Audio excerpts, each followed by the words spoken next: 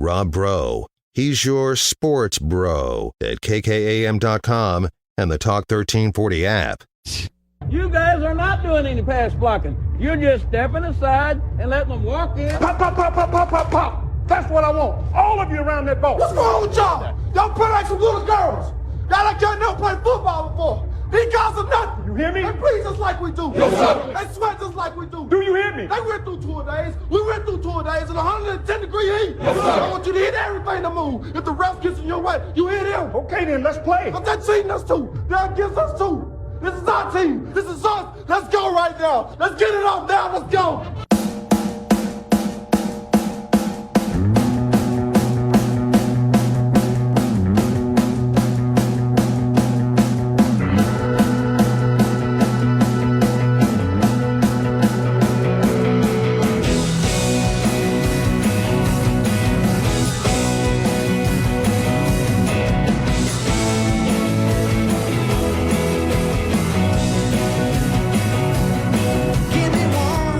Welcome back to the Rob Bro Show, Talk 102.9 News Money Sports.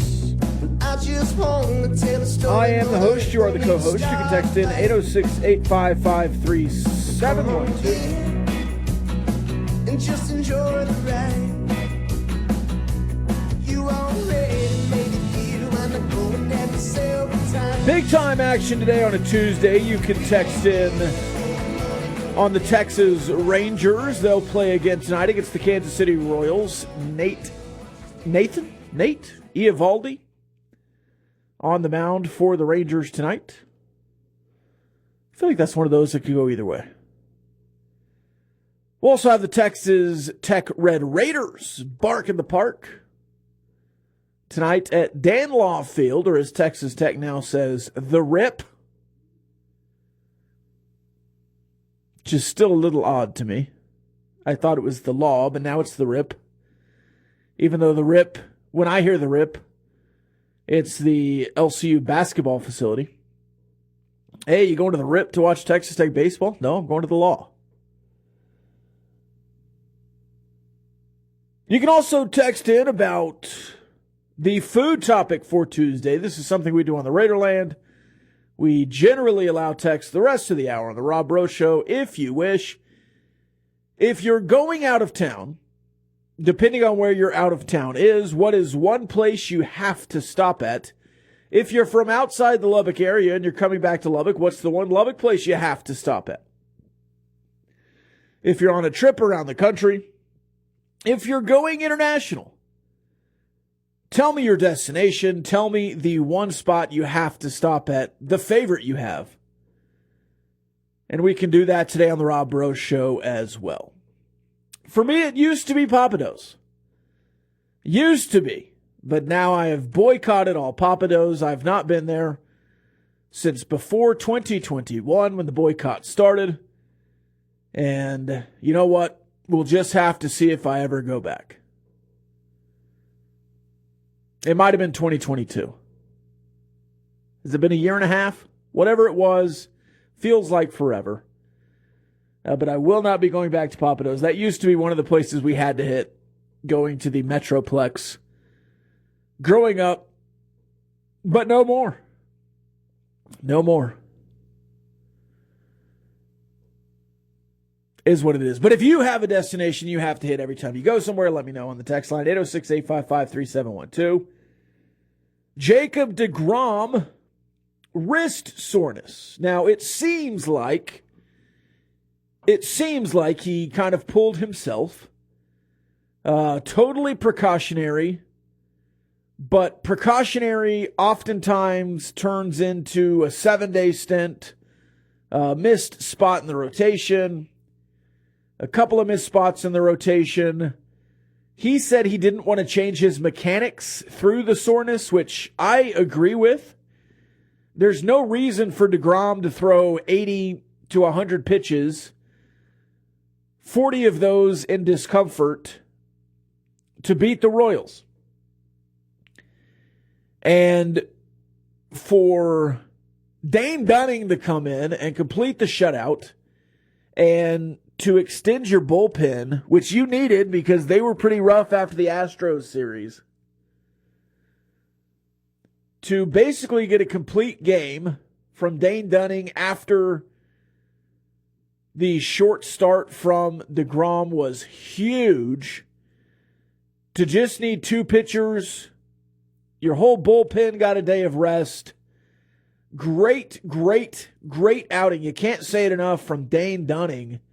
And again, you had the first inning 3-run bomb from no other than Josh Young.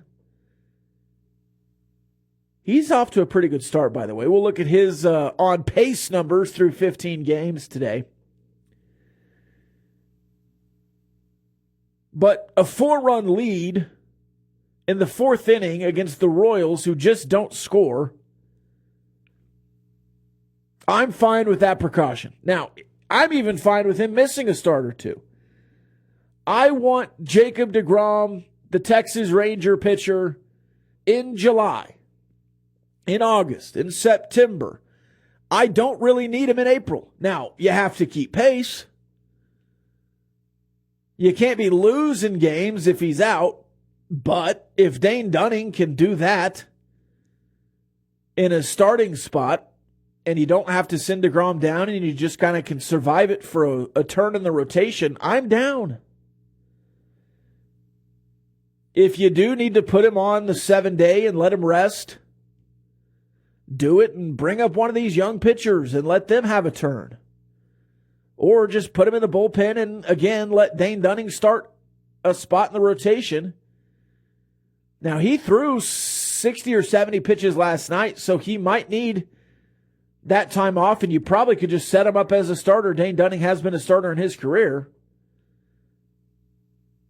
He's the long man right now for the Rangers, so I'm down. If you need to, I'm down. If you don't, I'm also down.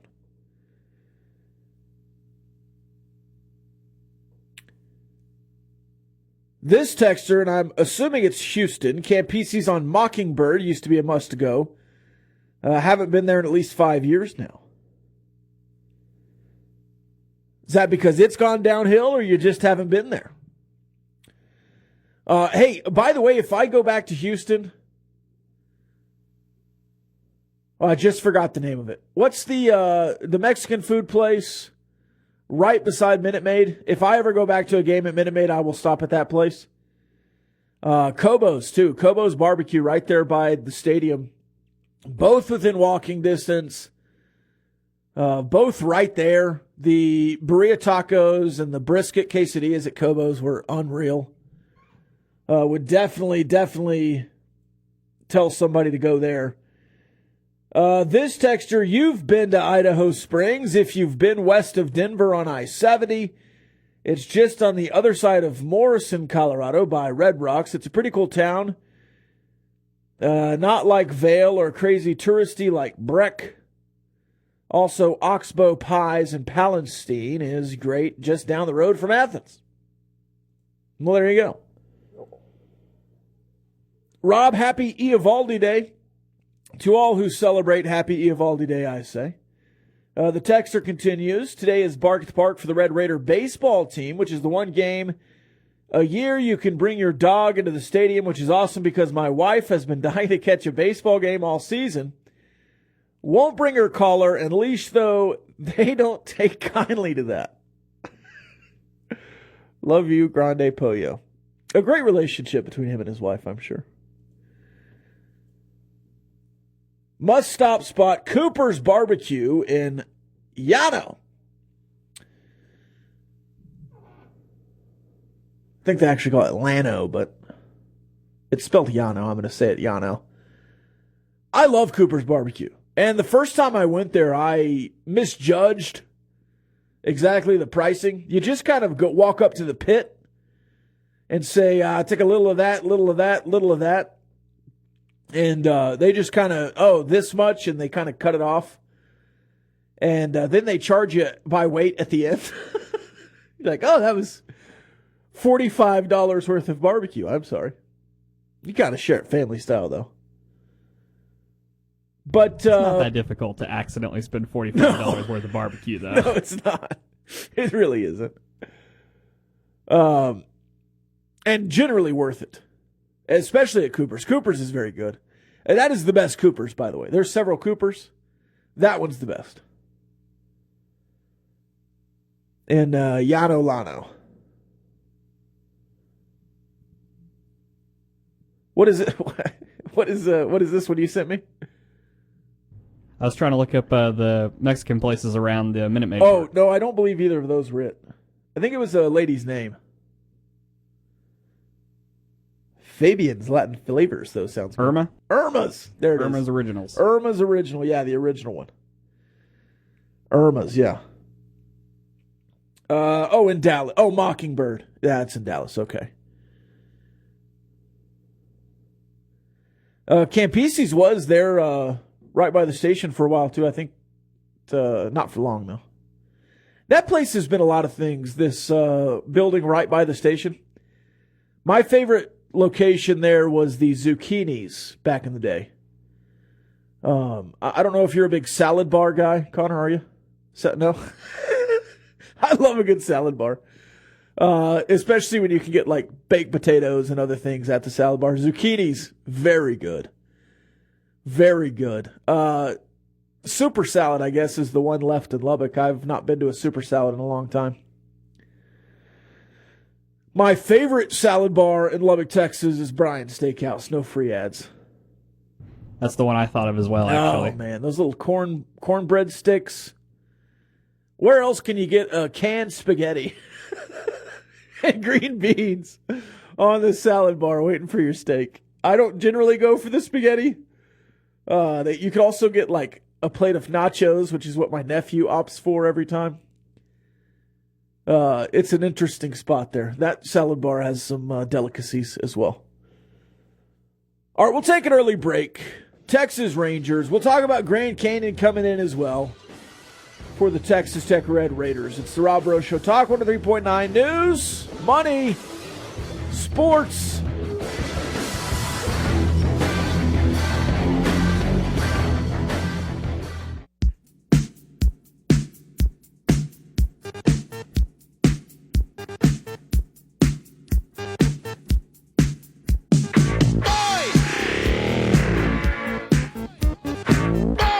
Welcome back. It's the Rob Rose Show. Talk 103.9 News, Money, Sports. This texture, the original Neatfas on navigation in Houston is okay, but there are multiple Mexican food joints in Houston that are just as good. I do think Mexican food is better in Houston than Dallas. Houston, to me, if I had to move to a huge city in Texas, which I don't plan on it.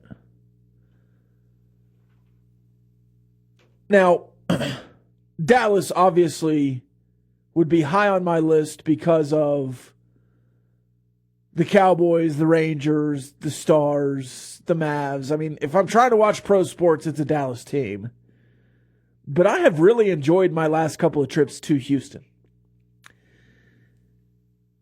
It's a little harder to find, like, I don't know. I just really like Houston. I didn't think so. Before my last 3 trips to Houston in the last 6 months, I would not have said that. But I've really enjoyed each trip down to Houston for 3 different reasons and 3 different variations. Spent 3 days there twice, 2 days one time. I just overall enjoyed my time there. I don't not like the Dallas area. I think it's got its pros. Certainly, you could find more small town feels there in Dallas with some of the little pockets and sections. I wonder the price point of living in Houston.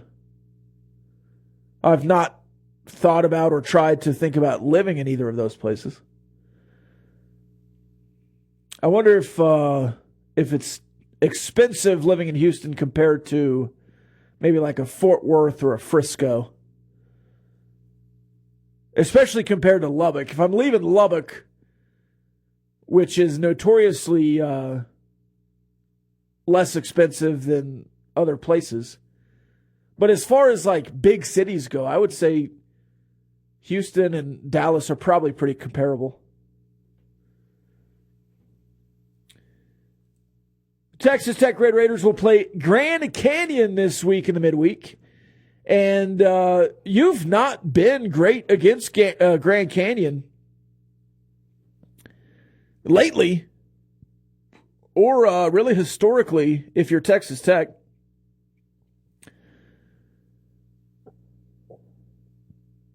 Grand Canyon on a bit of a winning streak, but they are 10-11 on the road.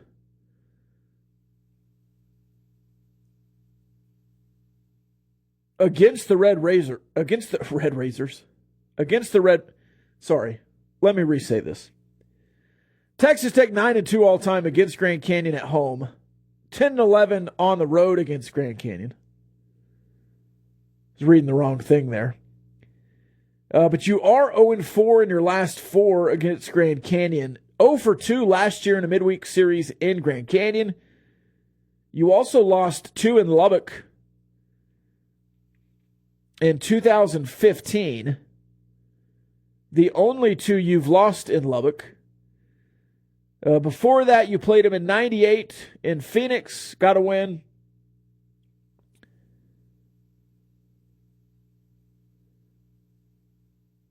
In 97, a series in Lubbock. Got to win. 2 of them.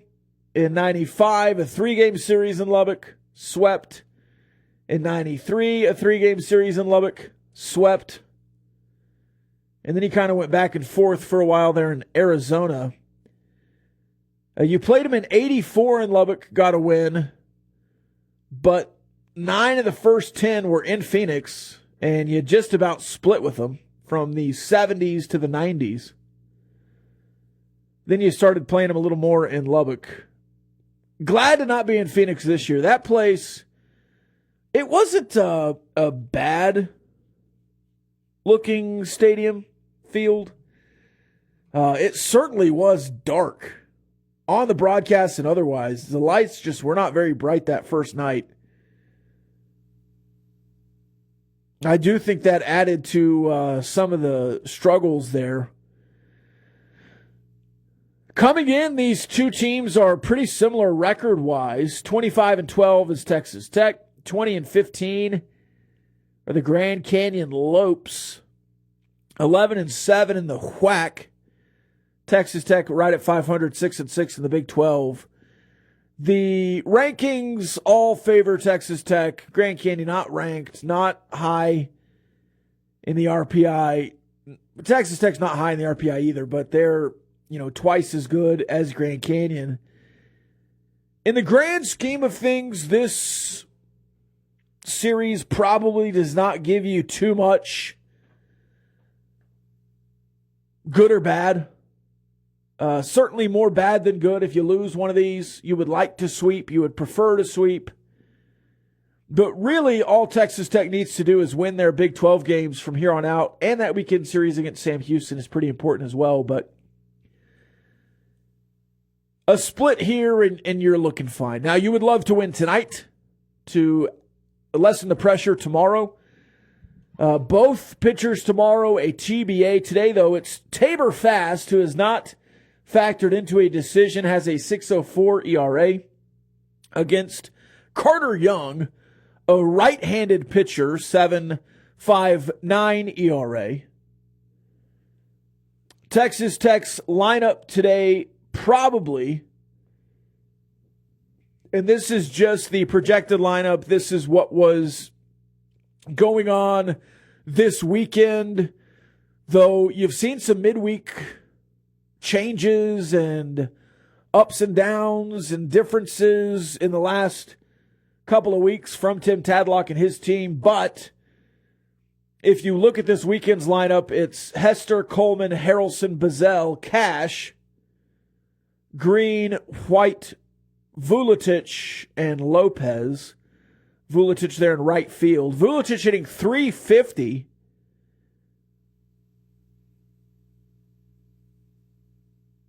hit 350 in the 5-game road trip all starts. Small sample size, obviously, but you would love to see some continuation of that this week and this weekend against Baylor.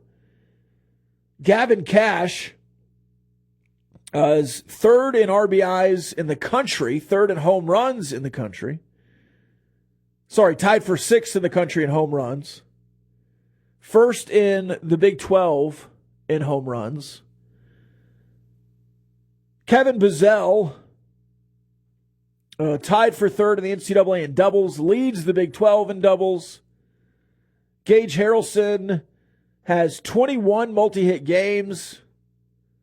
I mean, this is just a really, really good lineup right now.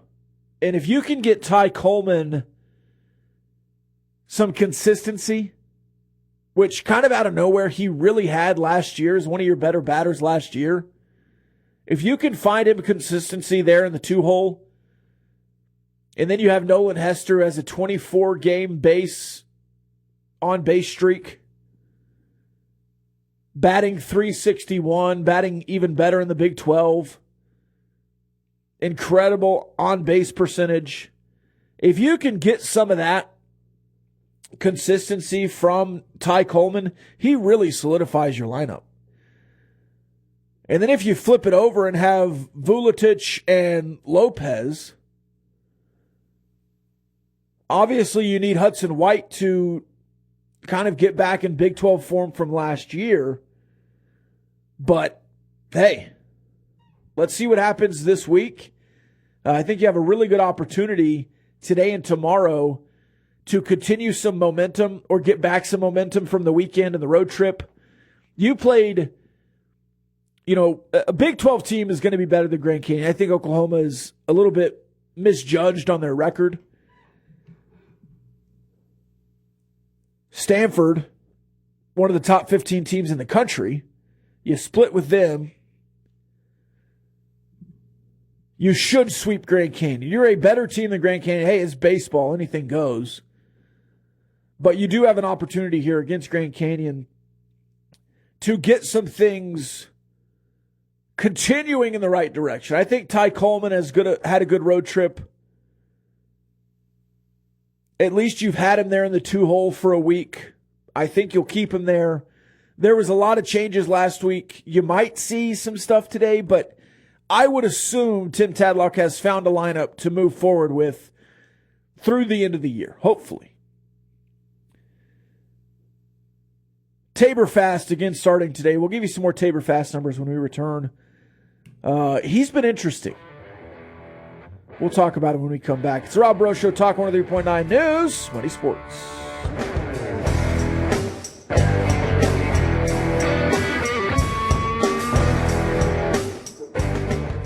All Saturdays from 2 till 5 on Talk 103.9.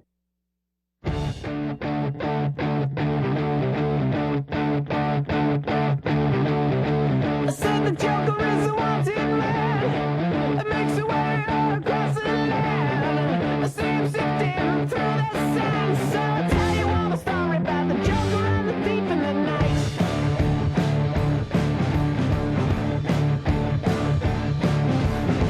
Is there a loving in the midst of Welcome back. It's the Rob Breaux Show, Talk 103.9 News, Money Sports. Darian Williams has committed to Texas Tech basketball, the first commitment of the Coach Grant McCasland era. Williams from Nevada, the reigning Mountain West Conference Freshman of the Year. Darian Williams committed via his Twitter account moments ago, saying Wreckham #committed. He averaged 7.6 points, 7.3 boards, and nearly 3 assists a game to win Freshman of the Year last year. He is 6'6", 210.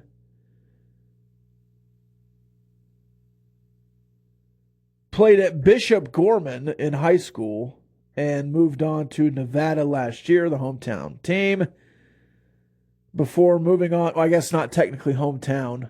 I guess UNLV would be hometown, but the home state team. But now he's coming to Texas Tech to play for Grant McCasland. So there you go. The first visit of the year turns into the first commit of the year, and it is a 6'6" guard averaging 7 and 7. Nearly 3 assists. There he is. All right. Back to Tabor Fast. Tabor Fast has started in 4 games this year. And if you just look at his ERA,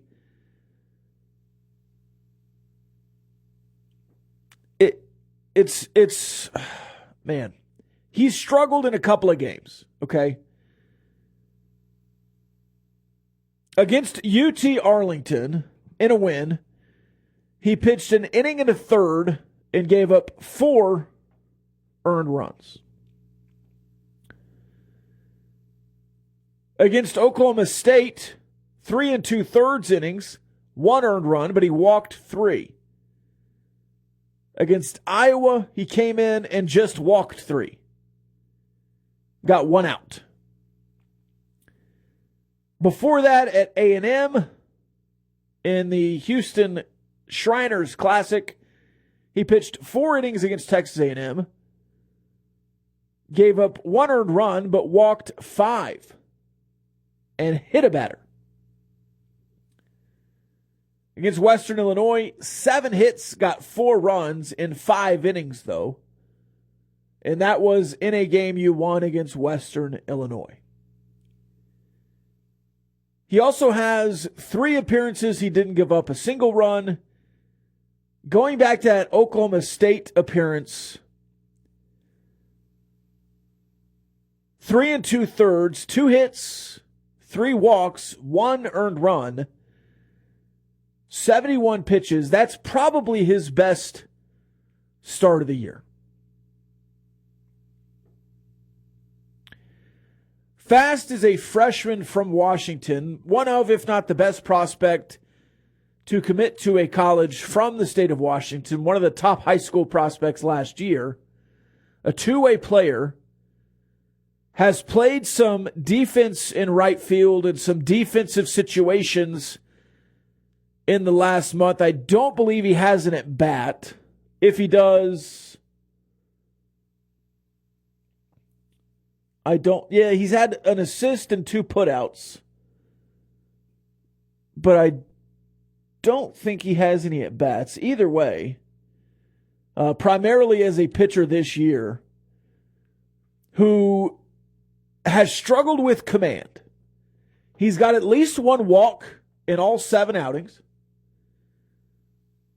And he's got multiple walks, 5 against A&M, 3 against Iowa, 3 against Oklahoma State, 2 against Texas, 3 against TCU.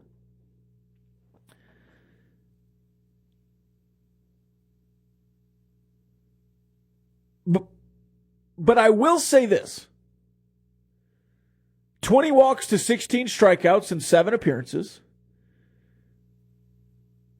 22 1/3 innings pitched, 28 hits, 15 runs. None of that screams great right now. But in the highlights of Tabor Fast this year, you do see something of a kid who can come together, a kid who can put it together. And if he can find the zone, which a lot of times with a pitcher is mental, it's not generally mechanics. And if it is mechanics, it's probably because you're mentally doing something that's affecting your mechanics.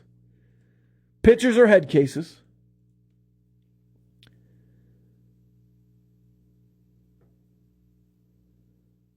But I think Tabor Fast can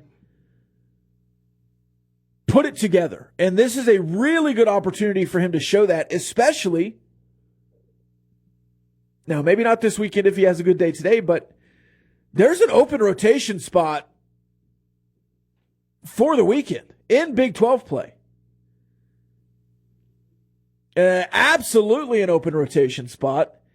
And Tabor Fast can 100% be that guy as a freshman down the stretch. You've seen freshmen at Texas Tech. You've seen freshmen pitching at Texas Tech close out seasons really, really well. And if Tabor Fast can limit walks today, I 100% think he will find himself back in a weekend rotation or in a weekend rotation before the season's finished. I think today is an interview for a weekend spot for Tabor Fast.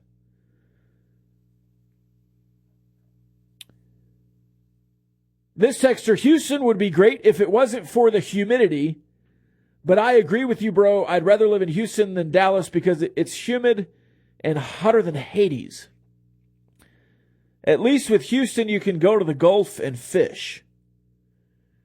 Yeah, they're both humid. They're both hot. I'm not much of a fisher, but I would like to go to the Gulf. And the food in Houston is I think it's severely underrated.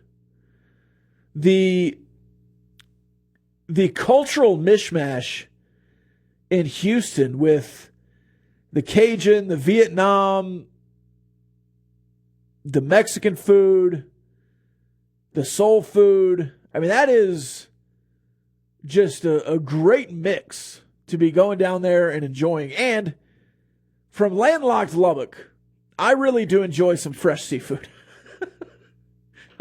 I eat seafood when I'm out of town. Now, I like it here. There are some good seafood places here in Lubbock, but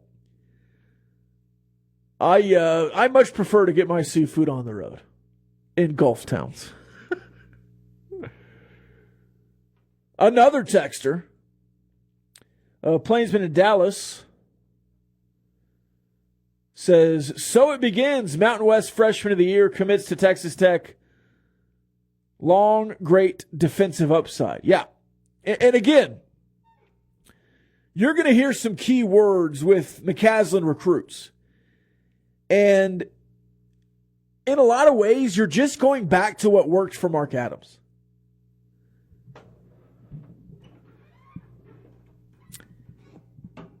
And this is going to sound strange or weird, and it kind of sounds strange or feels weird to say, but in hiring Mark Adams, you just got back to the basics of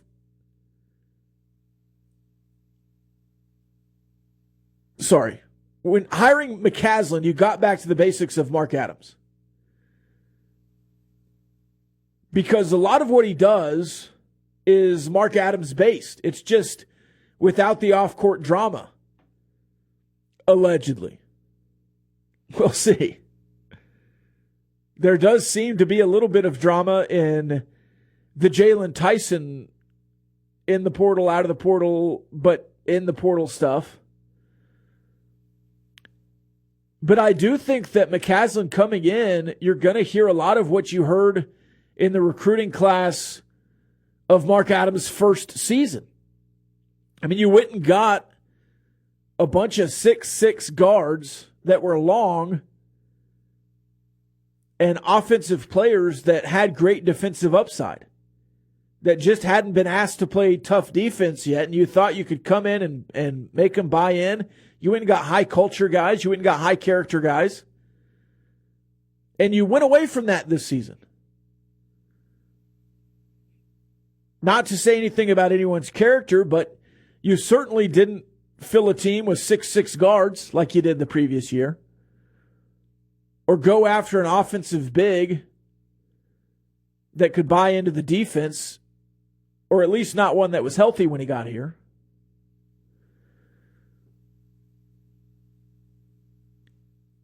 If Daniel Bacho is early season Daniel Bacho and gets out of the portal and comes back, and Robert Jennings takes a big step forward, I think Lamar Washington is going to flourish being back in a system that he looked great in at times this year. And I think Pop Isaacs can be Tyler Perry in this offense. I do. I don't know that you need Tyler Perry. You can just give the keys to Pop Isaacs, in my opinion. A lot of times last year, it was Pop Isaacs who looked like the only dog on the court. Street dogs, baby. All right. So that's your first commitment, first visit. We'll be back after this final segment. It's the Rob Rose Show.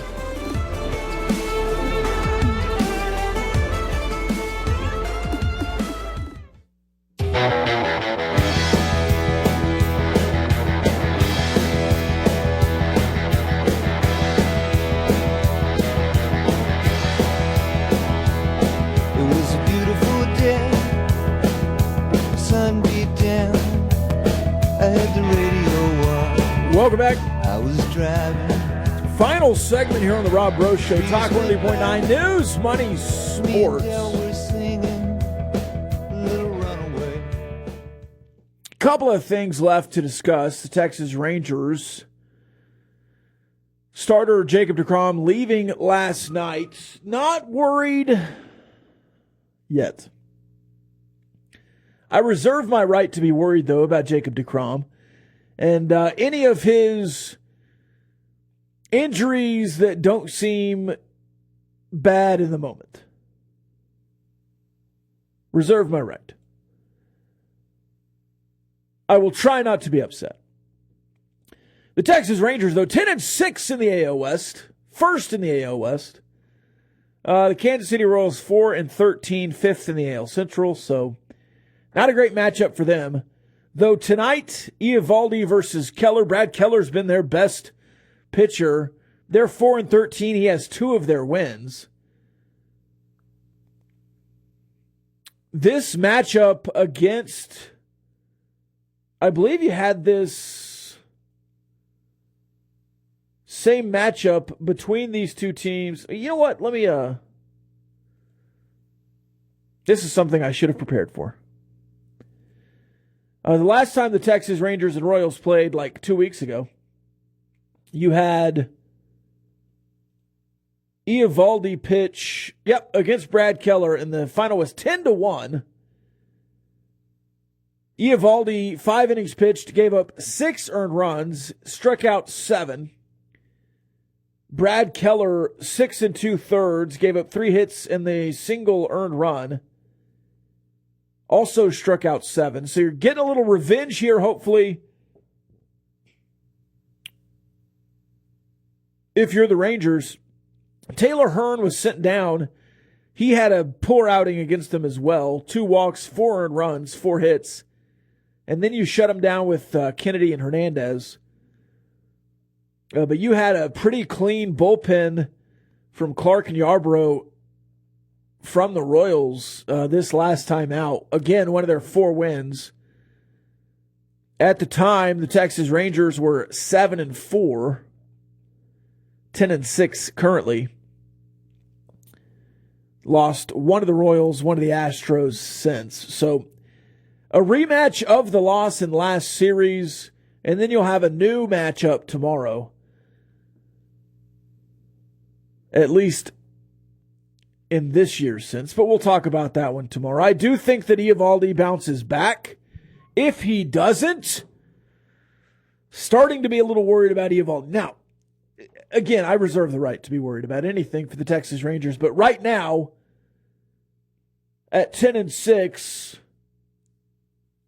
you're on pace to be pretty good. We talked about Josh Young earlier. Josh Young hitting .310 through 16 games with 3 home runs. So he's on pace for, around 30 home runs. Certainly if he could average north of 285, you would be really successful as a rookie. If he can bat 300, as a rookie you would be really, really excited about Josh Young. Hit cleanup last night and hit the 3-run bomb. If you could find a spot there as a cleanup hitter, Josh Young, the cleanup hitter, did not expect that from Josh Young when he was at Texas Tech, to be a major league power cleanup guy early in his career. Maybe something he developed into. He's also been playing slick defense. Finished the Sunday night capper with a double play. He's playing really, really well.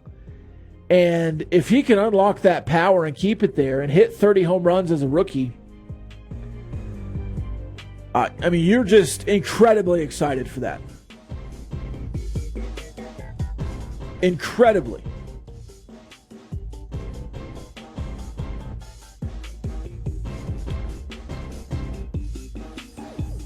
You also have some other guys playing really, really well, and they're young, and this team certainly seems to be put together for a run here, if not this year, in the next couple.